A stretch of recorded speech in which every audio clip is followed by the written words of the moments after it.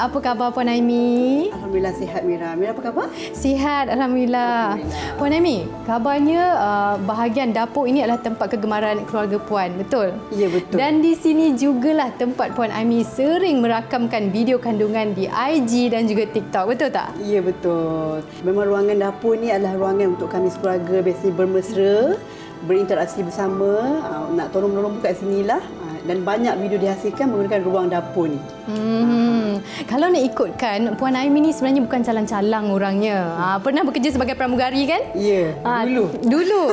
Tetapi macam mana dan sejak bila boleh timbulnya idea untuk menghasilkan video kandungan suri rumah tersebut? Okey, saya mula untuk menghasilkan video kandungan suri rumah ni bermula pada bulan 6 hari tu, tengah tahun. Jadinya reason saya keluarkan video tu sebab saya nak cuba untuk pamerkan realiti kehidupan seorang suri rumah sebenarnya macam mana.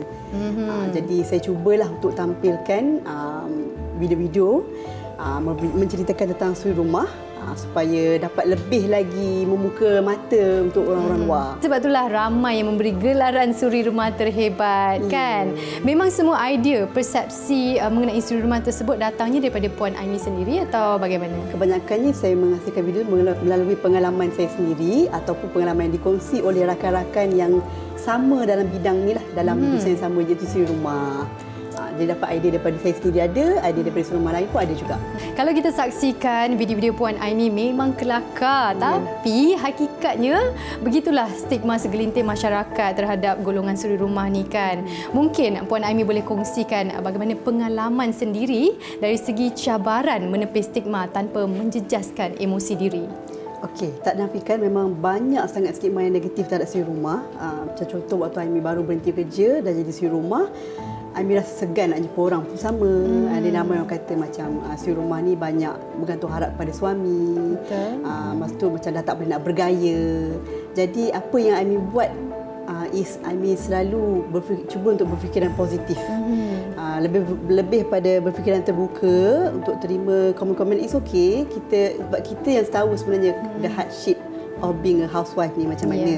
Kita jangan pedulikan apa orang kata. Ya, betul. Sebab sebenarnya negatif, kalau kita asyik terima hadam apa orang kata, sebenarnya dia makan diri kita sendiri.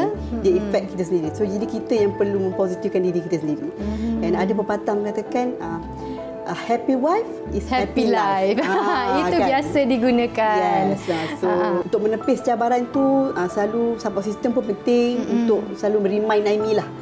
So apa yang husband Aimee selalu buat, dia selalu, bila kita dengar, biasalah bila kita dengar apa-apa yang negatif, saya akan selalu sampai bercerita pada suami. Jadi suami akan macam datang balik dan cakap, it's okay, biar apa orang kata, kita tak boleh tutup mulut orang. So orang boleh judge kita apa-apa, tapi kita tahu diri kita macam mana, kita tahu kesusahan kita, kita tahu apa yang kita buat. Betul, kita tahu apa yang kita buat. So just we do our best to support family, apa bagi terbaik untuk keluarga kita. Tak perlu fikir apa yang orang judge kita lah.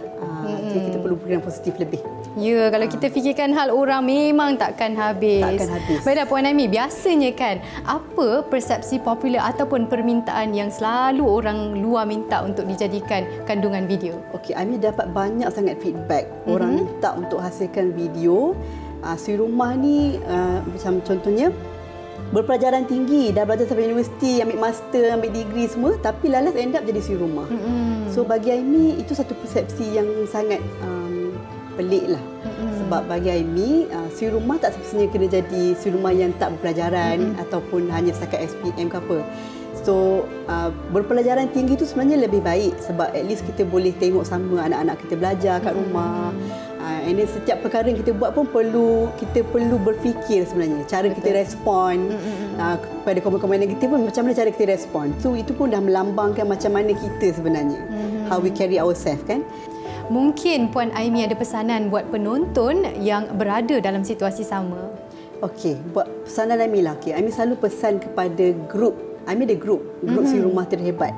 Okey, yang dia minta untuk create lah. So dalam tu ramai suri rumah dan juga tak kisah suri rumah ada, berkerjaya pun ada.